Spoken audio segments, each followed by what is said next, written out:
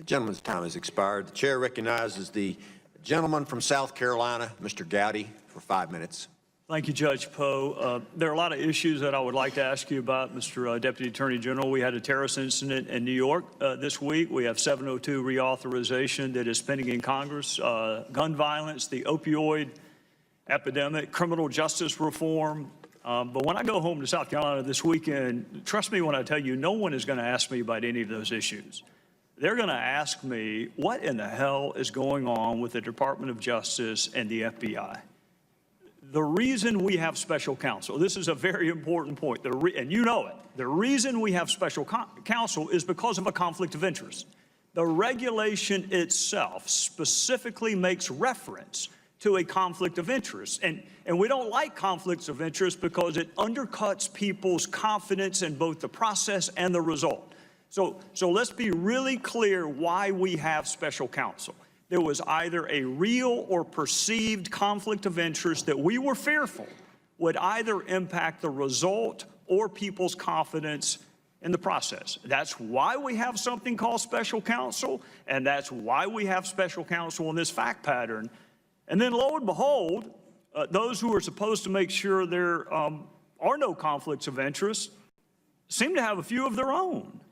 There's a senior prosecutor who sent obsequious emails to a fact witness.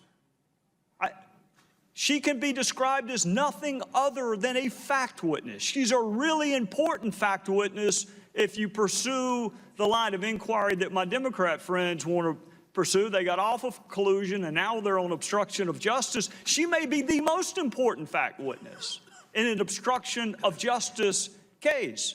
And the senior prosecutor for this conflict of interest-free special counsel sent a fawning, obsequious email to a fact witness. And then we have prosecutors assigned to conduct this investigation who donated almost exclusively to one candidate over another. And then we have a prosecutor assigned to this conflict of interest-free team that attended what was supposed to be, what he'd hoped to be, a victory party for Secretary Clinton.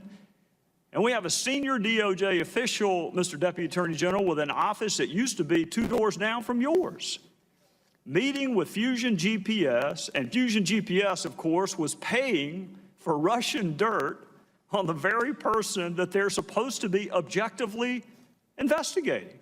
And then that same senior DOJ official's wife, the one that met with Fusion GPS, his wife was on the payroll of Fusion GPS. And then we have a senior agent assigned to investigate Secretary Clinton's email, help draft the exoneration letter where we changed the language from grossly negligent to extremely careless, interviewed Secretary Clinton in an interview I've never seen, and I doubt you have either in your career as a prosecutor, interviewed Michael Flynn, was actively involved in the investigation into the Trump campaign before the Inspector General found his text. So this agent in the middle of almost everything related to Secretary Clinton and President Trump sent pro-Clinton texts, anti-Trump texts to his paramour in response to being told maybe he is where he is to protect the country from that menace, Donald Trump. He said, I can protect our country at many levels. And then he said Hillary Clinton should win 100 million to nothing. Now think about that, Mr. Deputy Attorney General. That's a pretty overwhelming victory. 100 million to 0. And when I read that last night, what I thought was this conflict of interest-free senior agent of the FBI can't think of a single solitary American who would vote for Donald Trump. That's where the 0 comes in.